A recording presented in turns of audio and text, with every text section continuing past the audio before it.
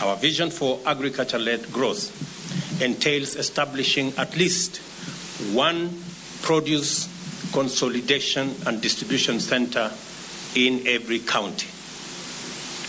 As Minister said, we will come here with our governors so that they can demonstrably be able to see what an aggregation center can do for a country and what it can do for a county.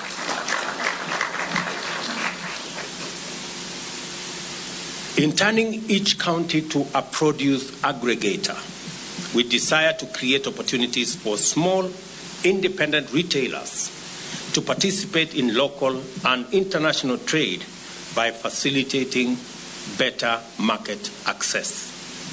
Is that because we are putting up aggregation centers, micro manufacturing parks in every county, we are going to give access to Twiga to be able to offtake from those centers.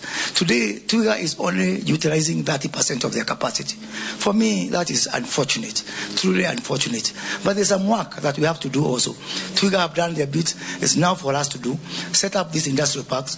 I already have an offer of close to 150 acres of space, aggregation space from the county government of Nyeri. I am going to have discussion with my friend Sakaja to look at if I can do something with 120 acres in Nyeri.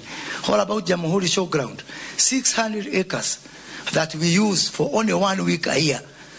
We don't want a trade fair for 1 week. We want a trade fair every day that is bringing money and providing access to our market.